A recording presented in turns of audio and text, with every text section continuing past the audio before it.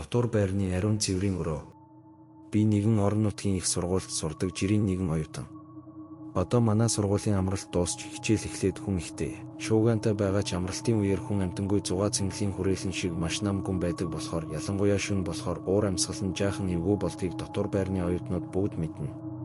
Дотор байрны оюутнууд амралтаараа их хөвчлэн гэртээ хайрдаг. Би ч бас тэгэх гэж байсан ч миний өрөөний найз хувийн шалтгаанаар энэ амралтаар дотор байрандаа үлдэн гэхээр нь өрөөний найзтайгаа зан ааш маань сайн таардаг болохоор би ч бас гэртээ хайрсан ч уйтгартай байх тул хамт байхаар шийдсэн юм. Тэгээд амралтын эхний шөнө догдсон сэтгэлээ хэрхэн тайлах талаар ярилцаж байгаад гаргасан шийдвэр маань архи байлаа. Манай дотор байранд архи уухыг хориглодог тул өрөөний найз бид хоёр дэлгүүрээс янз бүрийн зүйл худалдаж аваад нууцаар орж ирсэн. Өрөөний дуу чимээ тусгаарлалт муу болохоор чимээгүй уух ёстой байсан ч амралтын эхний өдрийг тэмдэглэхэд хангалттай байлаа. Идэж ууж байтал нэг л мэдэхэд шүн дунд өнгөрч миний давсаг хагарах төгсөн байв. Оо, шээс хурчихлээ. Хөөе, ариун цэврийн өрөө хамт явах уу гэтэл найз маань. Минийх хүрэхгүй байна. Чи зүгээр хурдан явчихад ир гэлээ. Шүн харанхуйд ганцаараа явхаас жаахан айгаад байна. Гэтэл найз маань. Пүү, чи юу вэ? Хүүхэд үү? Тэгвэл хамт яваад өгөөч гэд гуйлтаа гэж хэлхэн тэр. Харин би дотроо ээш зүгээр ганцаараа явъя гэж бодлоо. Шөнийн цагаар дотор байрны ариун цэврийн өрөө рүү ганцаараа явах нь анхны удаа байсан болохоор аимшигтай байсан ч өрөөний найзынхаа өдөөн хатгалгаад автахгүй байхыг хичээсэн. Ариун цэврийн өрөөнд ороод би засаж байтал хачин чихтэй инээх чимээ сонсогдож эхлэв. Ариун цэврийн өрөөний нам гүн байдлыг эвдсэн тэр инээдний чимээ бүх биеийн арьс арзаам аимшигтай байсан. Дотор минь хүн байлгүй дээ. Хүн байлгүй дээ гэж өөрийгөө тайвшруулахыг хичээсэн ч дөрөн хөлөөд мөлхөж байгаа мэд чимээ нь өөрийгөө хүн биш гэдгийг батлах шиг болсон. Хитрхи айсандаа өрөөний найз руугаа хурдан ирээж л гэж мессеж бичээд тасралтгүй сонсогдох хөлийн чимээний эзэн хэн болохыг мэдхийг хүсээд шалны завсраар доошоо харсан боловч ачирхалтай нь хөлийн чимээ сонсогдсоор байсан ч юу ч харагдаагүй. Дотроо юу вэ гэж бодож байтал хөлийн чимээ гинэд тасарсан.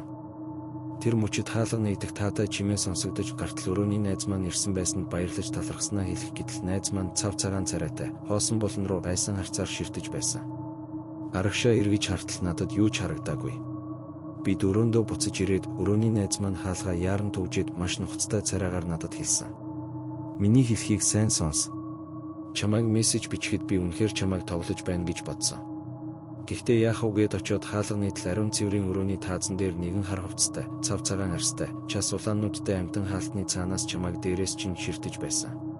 Тэгээд чамайг гарахад тэр намайг хараад ариун цэврийн өрөөний хамгийн цаад талын цэвэрлэгээний хэрэгсэл хадгалдаг шүүгээ рүү маш хурдан мөлхөөд явчихсан.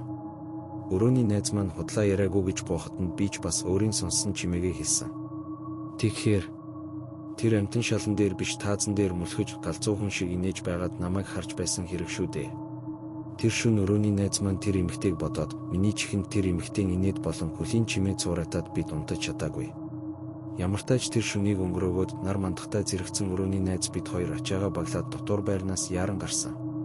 Түүнээс хойш бид нэг өрөө байранд хамт амьдарч байгаа бөгөөд азар байрныхаа ариун цэврийн өрөөнд ямар нэгэн хачирхалтай зүйл тохиолдоогүй. Хаяа дотор байрны хажуугаар өнгөрөхөд тэр өдрийн явдал санаанд орж би арцаадаг. Би сургуульдаа сурч байхдаа ч интернетээс ч ийм аимшигтай яриа сонсож байгаагүй. Тэр үед дотор байранд найзын маань харсан тэр чөтгөр юу байсан юм бол? Би цогтоод юм сонсож юм харсан хэрэг болов уу?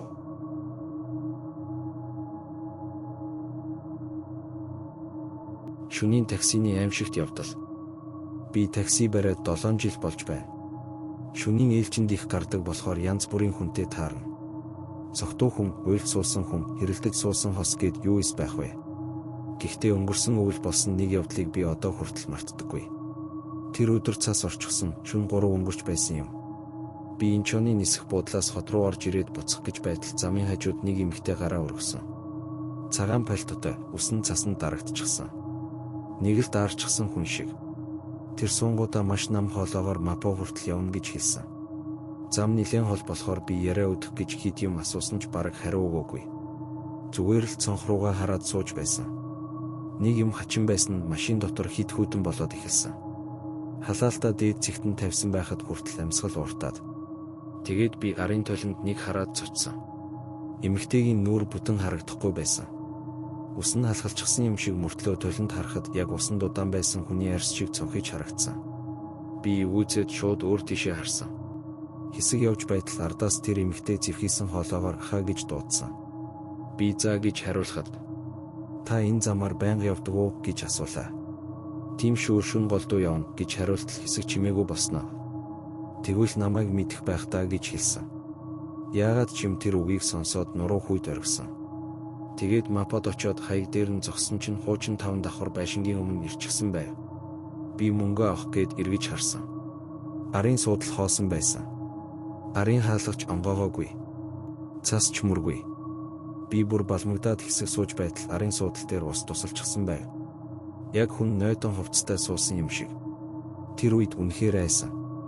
Шууд хөдөлж явах гэтэл машины хөгжим өөрөө асчихсан. Шууган дундаас эмэгтэй хүний дуу гарсан. Тэр өдөр намайг буулгалгүй явчихсан гэх чимээ. Би шууд хөгжмөө унтраасан. Гар хүртэл салгалж байсан. Маргааш нь сониучрахад өчигдрийн хаягийг хайж үзсэн юм.